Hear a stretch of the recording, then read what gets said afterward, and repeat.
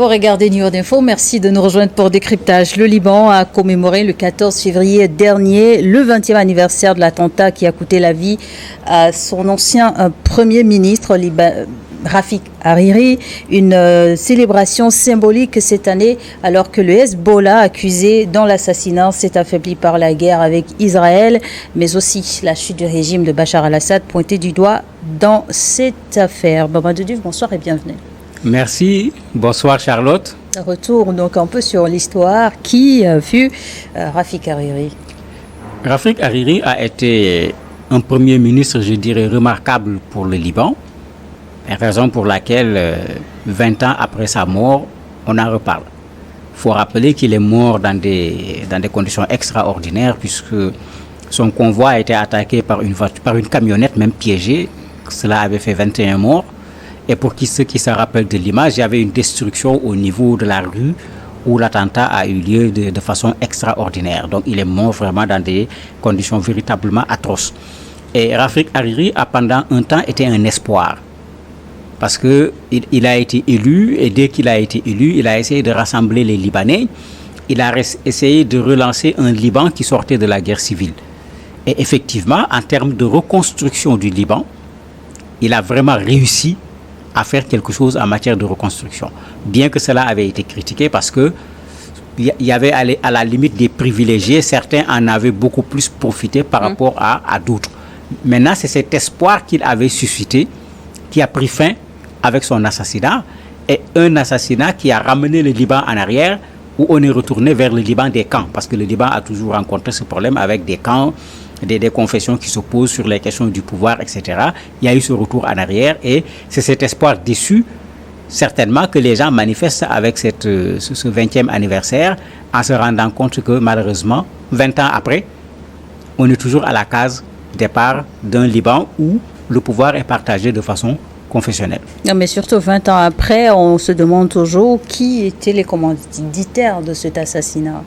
Il y a eu toutes sortes de théories. Sur le plan juridique, il y a 2 personnes qui ont été jugées par contumace, 2 personnes appartenant à la mouvance du Hezbollah. Voilà. La Syrie est accusée, puisqu'à l'époque, puisqu'on l'oublie, la Syrie sous Bachar al-Assad. Oui, la Syrie sous Bachar al-Assad, à un certain moment, avait ses soldats au Liban. C'est un épisode que les gens l'oublient.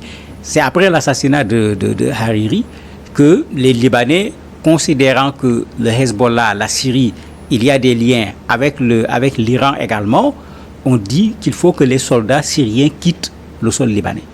Donc c'est après son assassinat que les soldats syriens ont quitté le Liban. Donc vous avez tous ces liens qui sont là. Quand on dit Hezbollah, on pense à l'Iran derrière, puisque c'est le plus fort soutien du Hezbollah. Donc, encore une fois, sur des questions intérieures pour un pays, vous avez la main étrangère qui est là, même si on n'a pas de facto quelque chose pour dire voilà ce que la main étrangère a eu à faire.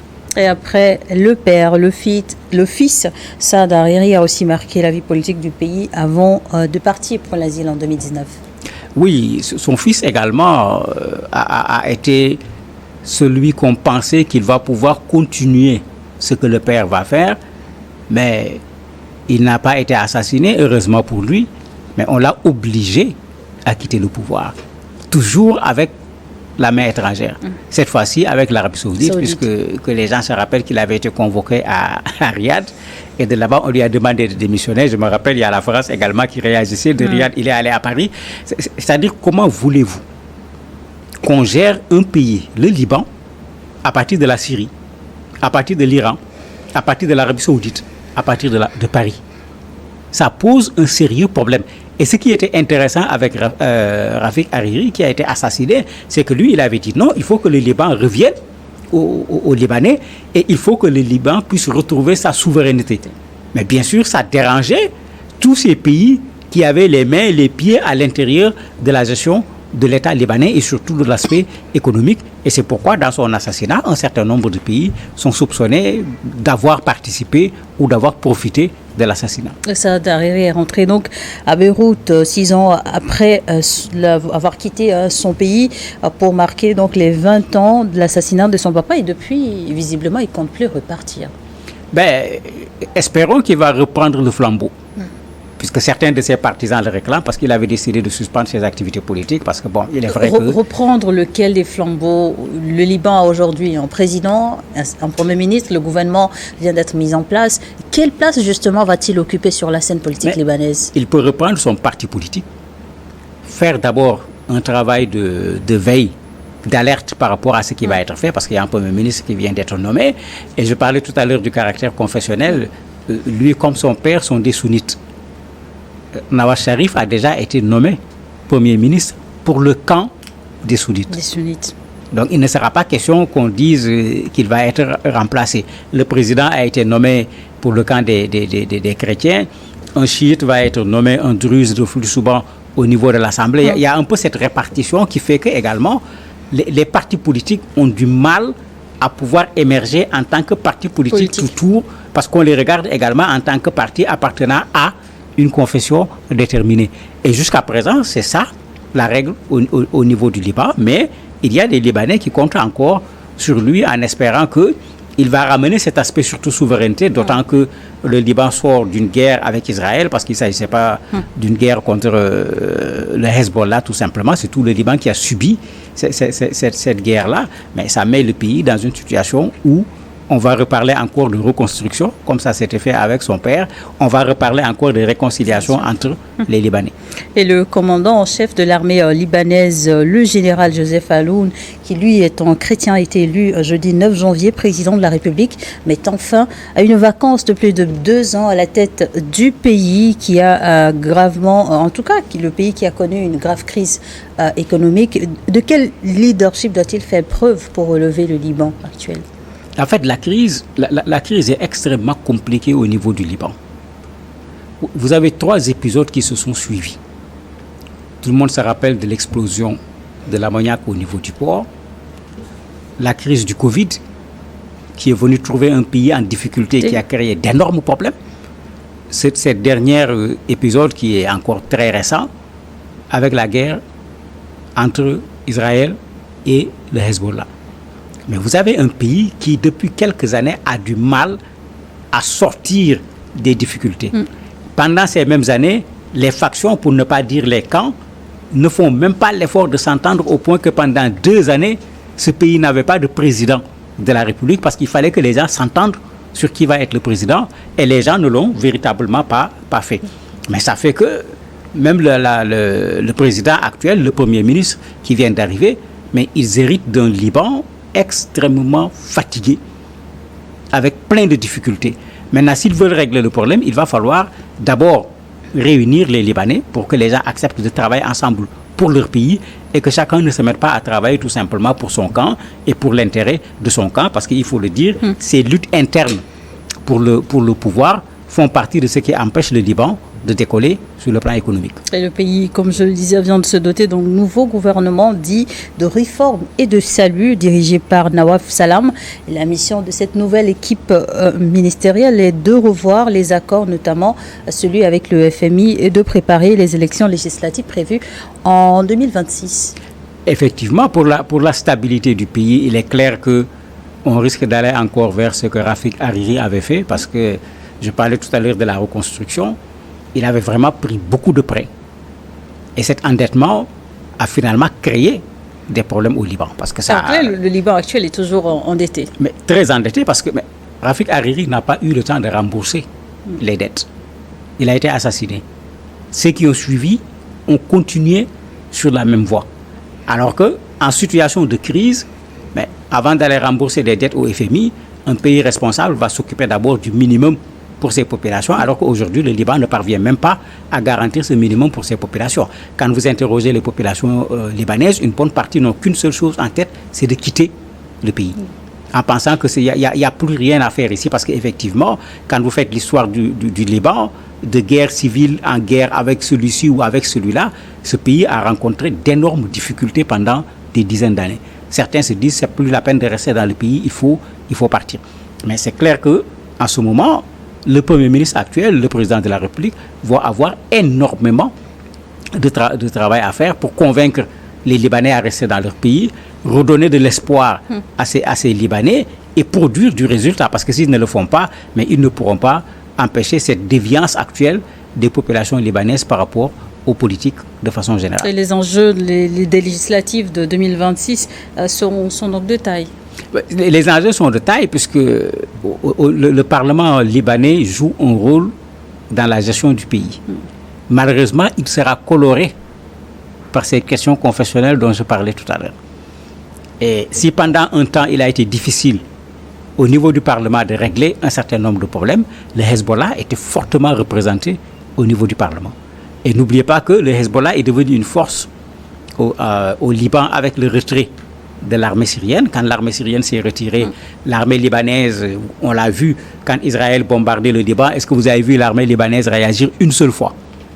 Donc l'armée n'était pas une armée forte, de sorte que le Hezbollah, avec le retrait des soldats syriens, s'est retrouvé de fait comme, à la limite, l'armée la plus forte sur le territoire libanais. Et ça a donné ce qu'on a vu, un Hezbollah qui s'est renforcé, qui est devenu extrêmement fort et qui a été affaibli à nouveau actuellement après sa guerre avec Israël. Et justement, la chute du régime de Bachar al-Assad, l'affaiblissement du Hezbollah avec la guerre avec Israël, comment est-ce que ces deux éléments, quelque part, auraient favorisé la mise en place du nouveau pouvoir libanais?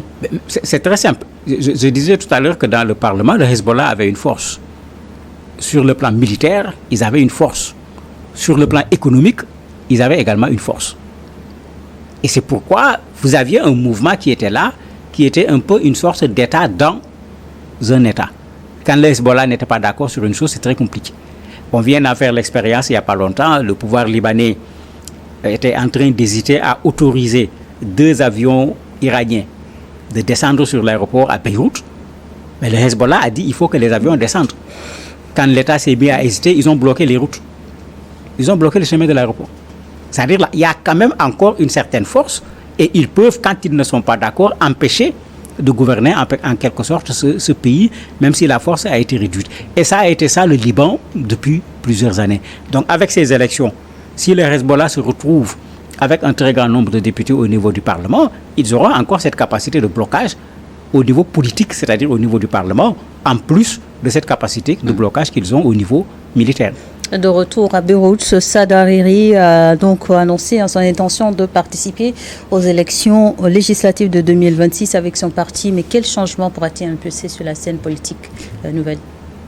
Dans un premier temps, il faut le dire clairement, il faut que l'on voit sa représentativité. Puisqu'il ne peut pas changer les choses en tant qu'individu, il ne peut pas changer les choses tout simplement parce que c'est le fils également de Rafik Hariri. Il faut qu'il puisse avoir des Libanais avec lui qui partagent sa vision pour le Liban et qui acceptent avec lui d'aller dans le combat politique pour pouvoir faire en sorte que ces idées puissent être appliquées pour le développement du Liban. Et ça, il va falloir voir d'abord comment il va refaire, parce que c'est lui qui avait suspendu ses activités politiques. Comment il va parvenir à ressusciter son parti, comment il va parvenir à mobiliser les Libanais. Et ça ne sera pas évident parce que, comme je l'ai dit, beaucoup de Libanais aujourd'hui considèrent que ces politiques sont tous pareils, ils s'occupent de leurs propres intérêts, pas de celui des populations. Rafik Hariri, ancien Premier ministre libanais assassiné il y a 20 ans, il aura marqué l'histoire du pays. L'aéroport international porte son nom. Tout à fait. L'aéroport international porte son nom en hommage, puisque, comme j'ai dit, il a marqué le pays parce que vous imaginez, pour ceux qui ont suivi la guerre au Liban, mais il a hérité d'un pays en ruine. Pas seulement d'un pays en ruine, mais d'un pays avec des camps qui se regardaient en chien de faïence. Rien n'empêchait pour un rien du tout que la guerre reprenne. Il a quand même réussi à faire un mandat, à faire un second mandat, malheureusement, durant lequel il va être assassiné. Et pendant cette période, il a quand même fait son effort pour essayer de remettre les Libanais ensemble et de remettre le Liban sur la route du développement. Mais comme on le dit tout le temps, pour arriver à destination, il faut voir d'où la personne est partie. Il avait hérité d'un Liban véritablement divisé et en situation extrêmement difficile. Et sur la scène politique libanaise, le Hezbollah pèse également. Justement, aujourd'hui, quel est le poids du Hezbollah après la guerre avec Israël? Ça, les élections législatives vont donner une idée. Puisqu'il est clair qu'il y aura parmi les Libanais qui ne pardonneront pas au Hezbollah le fait qu'il ait entraîné une guerre contre le Liban. C'est pourquoi je disais que ce n'est pas une affaire du Hezbollah. Quand les populations se déplaçaient, ce n'étaient pas des membres du Hezbollah seulement. Quand on bombardait au niveau de Beyrouth, quand on bombardait au niveau du sud Liban, etc. Mais vous avez beaucoup d'autres populations qui ne sont pas membres du Hezbollah qui ont subi les conséquences. Ces populations, si elles avaient un avis favorable par rapport au Hezbollah, qu'on considérait également comme protecteur du Liban par rapport à Israël, ces populations ont quel avis aujourd'hui après cette crise? À l'intérieur du Hezbollah également, est-ce que les gens ont gardé toujours cet esprit de il faut continuer à faire la guerre contre Israël à tout prix, ou bien est-ce qu'ils ne vont pas se poser des questions, est-ce qu'on ne va pas se concentrer sur le Liban au lieu d'aller faire la guerre à Israël? Mais c'est les élections qui vont permettre de savoir par rapport aux dernières élections législatives où se trouve leur popularité par rapport aux Libanais. Merci Mamadou Diouf d'avoir accepté notre invitation. Merci à vous également de nous avoir suivis dans Décryptage du jour.